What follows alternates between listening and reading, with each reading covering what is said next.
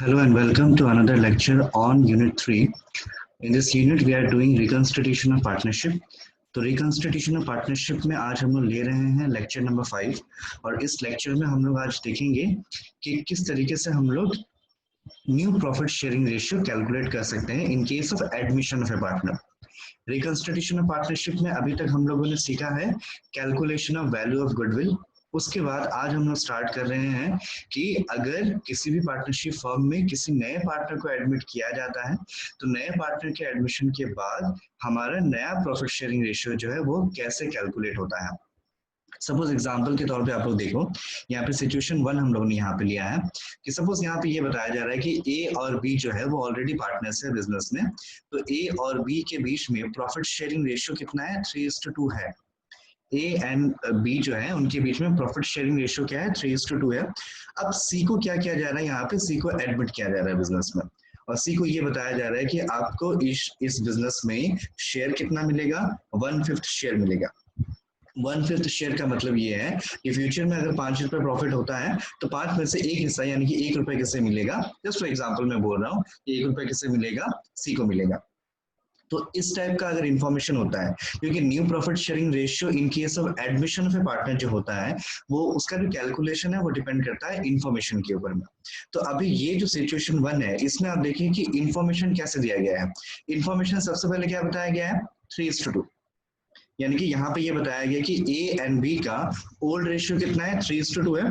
उसके बाद में सी का बस ये बताया गया है कि सी को कितना शेयर दिया जा रहा है, 1/5 शेयर दिया जा रहा है। तो अगर क्वेश्चन का इंफॉर्मेशन इस तरीके से दिया जाता है तो ऐसे सिचुएशन में हम लोग कैसे कैलकुलेट करते हैं वो हमें यहाँ पे देखना है। तो सपोज ये हमारा सिचुएशन है, तो ऐसे सिचुएशन में हमेशा हमें क्या करना होता है, सबसे पहले एक स्टार्ट करना होता है कि let the total profit be ₹1। मान के चलिए कि आपका बिजनेस का टोटल प्रॉफिट कितना आता है, 1 रुपया आता है। अगर 1 रुपया प्रॉफिट आया है तो सी का शेयर हमें पता है कि सी का शेयर कितना होगा, 1/5 होगा। तो अल्टीमेटली सी को कितना मिलने वाला है, 1/5 शेयर मिलने वाला है 1 रुपये से। तो अगर 1 रुपीज में से 1/5 शेयर कौन ले गया, सी ले गया, तो कितना शेयर बच गया, 4/5 शेयर बच गया। आपको यहाँ दिखाना पड़ेगा कि रिमेनिंग शेयर कितना है। तो 1 रुपए में से 1/5 शेयर जो है वो माइनस हो गया, तो माइनस होने के बाद में रिमेनिंग शेयर कितना है, 4/5 है। तो अभी ये जो है इसके बाद में हमें क्या करना है कि ये जो 4/5 शेयर हमें मिला है वो 4/5 शेयर किन लोगों के लिए बच गया, ए एंड बी के लिए बच गया। और ए एंड बी के बीच में जो रेशियो था वो क्या था, 3:2। तो हम लोग क्या करेंगे, ये जो 4/5 है इसको 3:2 में डिवाइड कर देंगे ए और बी के बीच में।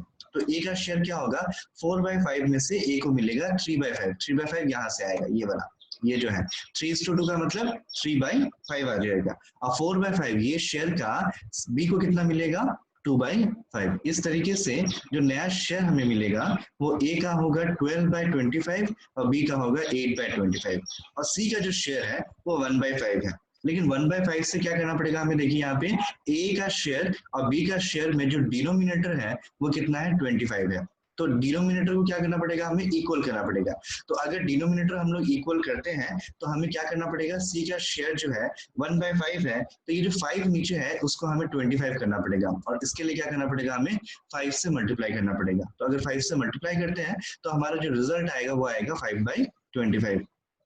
तो ऐसे केसेस में क्या हो रहा है कि जो बेस है यानी कि जो डिनोमिनेटर है वो सेम हो जा रहा है। ए के केस में भी डिनोमिनेटर 25 है, बी के केस में भी डिनोमिनेटर 25 है और सी के केस में भी डिनोमिनेटर अब क्या हो गया, 25 हो गया। तो अब ऐसे केसेस में क्या हो रहा है, हमारा रेशियो जो निकल के आ रहा है वो आ रहा है, ए का 12 था, ये वाला 12, ठीक है, और बी का 8 था और सी का हम लोगों ने अभी निकाला 5 था। तो नया रेशियो जो हमें मिलेगा वो मिलेगा 12:8:5। तो ये था सिचुएशन 1। अगर इंफॉर्मेशन हमारा इस तरीके से दिया जाता है तो ऐसे सिचुएशन में हम लोग कैलकुलेट इस तरीके से करते हैं। मेथड ऐसा कुछ नहीं है, लेकिन हाँ जो भी हमारा मेथड रहेगा या फिर जो भी हमारा तरीका रहेगा वो डिपेंड करेगा सिचुएशन या फिर तो इंफॉर्मेशन के ऊपर में। तो अभी सिचुएशन 1 में हम लोग ने देखा कि अगर हमारा इंफॉर्मेशन इस तरीके से दिया जाता है तो सोल्यूशन कैसे रहेगा।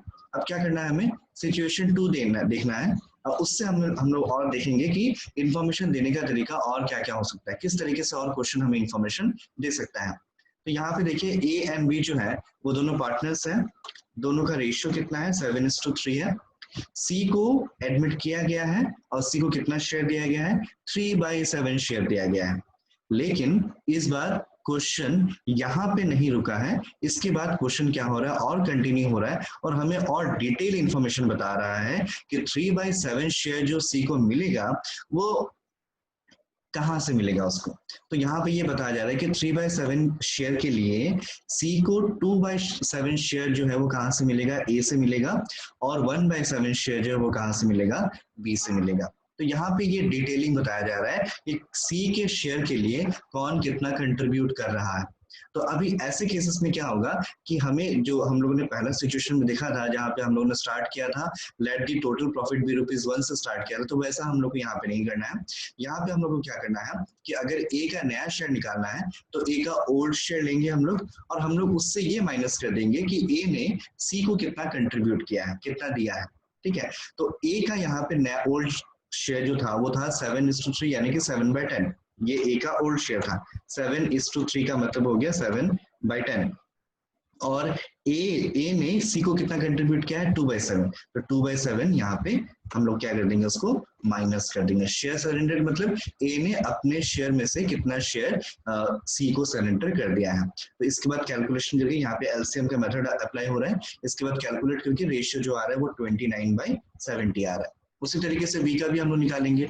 बी का ओल्ड शेयर 3/10 था और बी ने कितना सरेंडर किया है, 1/7 सरेंडर किया है। तो इसके बाद में बी का नया शेयर जो है कैलकुलेशन करने के बाद में वो कितना आ गया, 11/70 आ गया। तो अब यहाँ पे फिर से वही प्रॉब्लम आ गया कि ए का जो डिनोमिनेटर में जो रिजल्ट आ रहा है वो 70 आ रहा है, बी का डिनोमिनेटर में भी जो रिजल्ट आ रहा है वो 70 आ रहा है। यहाँ पे आप लोग देख सकते हैं 70 आ रहा है। तो अभी क्या था, सी का शेयर जो था वो 3/7 था, तो हमें क्या करना पड़ेगा, इसके डिनोमिनेटर को कन्वर्ट करना पड़ेगा 70 में। तो 7 को अगर 70 में कन्वर्ट करना है तो हम लोग क्या करेंगे, 10 से मल्टीप्लाई करेंगे।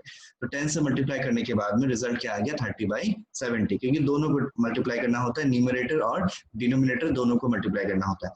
तो यहाँ पे रिजल्ट आ जाएगा 30/70।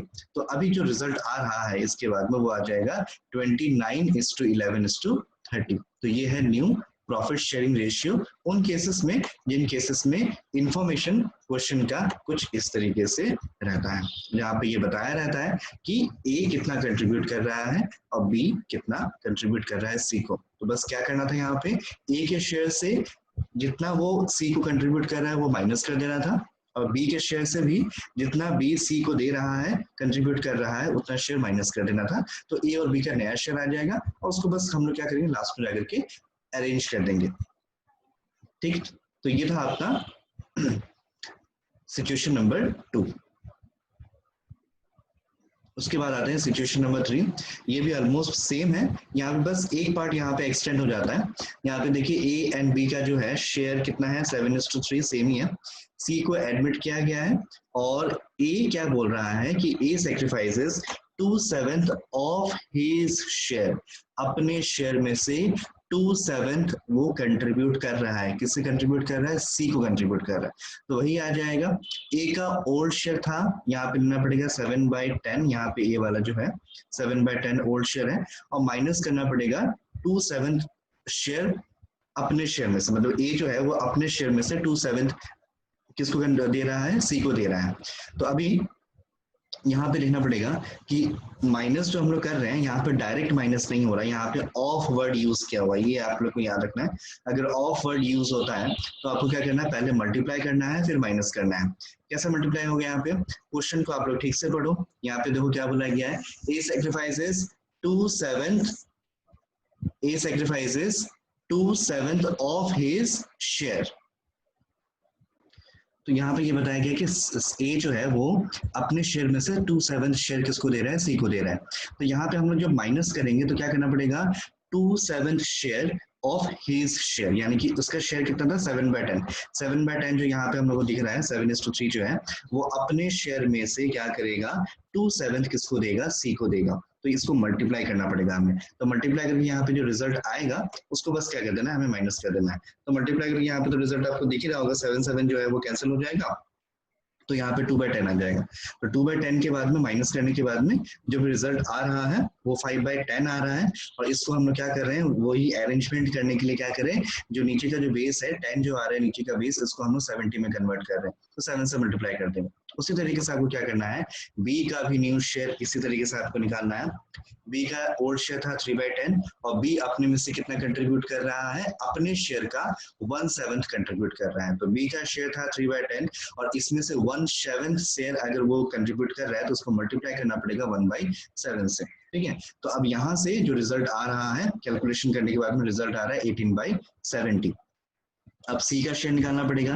तो सी का शेयर के लिए हम लोग क्या करेंगे कि ए कितना कंट्रीब्यूट कर रहा था, 2/10, यहाँ से आपको मिलेगा ए कितना कंट्रीब्यूट कर रहा है 2/10, ये वाला पार्ट ये सी के लिए है। ठीक है, और बी कितना कंट्रीब्यूट कर रहा है, ये वाला पार्ट 3/70। ठीक है, तो यहाँ पे 2/10 प्लस 3/70 इसको आप कैलकुलेट करेंगे तो रिजल्ट आ जाएगा 17/70। तो ये हो गया सी का शेयर, क्योंकि इस क्वेश्चन में सी का शेयर डायरेक्टली नहीं दिया गया था, तो यहाँ पे सी का शेयर भी हमें निकालना पड़ेगा। और हम लोगों ने कैसे निकाला, हम लोगों ने निकाला कि ए कितना कंट्रीब्यूट कर रहा है और बी कितना कंट्रीब्यूट कर रहा है, वो दोनों कंट्रीब्यूशन को अगर हम लोग ऐड कर दें तो वो किसका शेयर आ जाएगा, वो सी का शेयर आ जाएगा। क्लियर है यहाँ तक?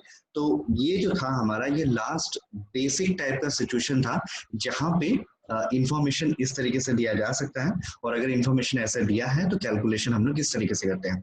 इसके अलावा भी बहुत सारे क्वेश्चंस मिलेंगे हमें सीबीएसई की बुक में, डिफरेंट बुक्स हैं वहाँ पे अलग अलग टाइप के सिचुएशंस मिलेंगे। लेकिन ये जो 3 मैंने आप लोगों को समझाया ये बेसिक्स है, इसके ऊपर ही थोड़ा प्लस माइनस करके सिचुएशंस को चेंज किया जाएगा। अगर आपको ये 3 सिचुएशन समझ में आ गए हैं तो आगे और भी अगर क्वेश्चंस है बुक में तो वो भी आप सॉल्व कर पाएंगे।